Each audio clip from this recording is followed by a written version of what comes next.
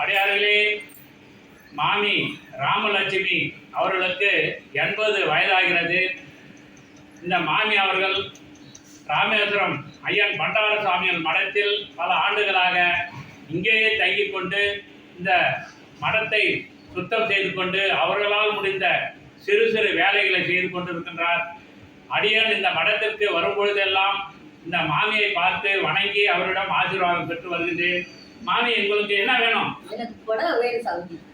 மாமி அவர்களுக்கு புடவை வேண்டும் என்று கேட்கின்றார். சென்னை கார்த்திகேயன் ஐயா அவர்கள், ஐயா இது போன்று யாருக்காவது உதவி செய்யுங்கள் என்று என்னிடம் ஏற்கனவே சொல்லி வைத்துள்ளார். ஐயன் கார்த்திகேயன் அவர்கள் குடும்பத்தின் சார்பாக மாமி நாங்கள் 500 ரூபா உங்களுக்கு வேண்டிய ஒரு புடவை எடுத்துங்க. ஐயன் கார்த்திகேயன் ஐயா குடும்பத்தார் அனைவரும் நல்லா இருக்கணும், அவருடைய பிள்ளைகள் நன்கு படிக்கணும், பொருளாதாரம் மேம்படணும், கொஞ்சம் இறைவனோட வேண்டுங்க. சரி, வேண்டுறீங்களா? நீங்களும் நல்லா இருங்க. ஐயா, மாமி நல்லபடியா பல ஆண்டுகளாக பார்த்துன்னு வரீங்க, அவங்கள பற்றி 2 வாரம் சொல்லுங்க. மாமி வந்து ரொம்ப நல்லது, ரொம்ப சந்தோஷம். ஆமாம் ஆமாம், நல்ல வீட்டில் விட்டுறதுலாம் சொல்ல மாட்டாங்க, நல்ல ஆன்மா. சரி, சாப்பாடு இல்லைன்னு சொல்ல மாட்டாங்க, சாப்பிட்டு சோறு ஆக்கணும்னு ஃபஸ்ட்டு சாப்பிடுவாங்க.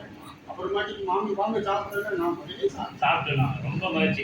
மாமி இருக்கிறதுனால மனசுக்கு ஒரு உங்களால எந்த ஒரு சிரமமும் கிடையாது. சரி,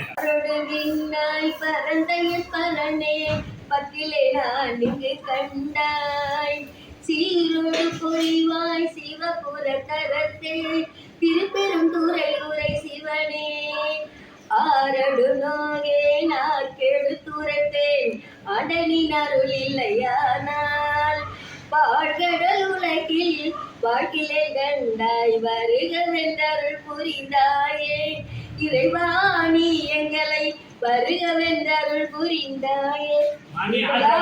ரொம்ப சந்தோஷம் ஐயா. எல்லாரும் நல்லா இருக்கணும். கண்டிப்பா பொட்டாசு தான் வந்திருக்கும். ஏன்னா பொட்டாசு ரொம்ப விசேஷம்.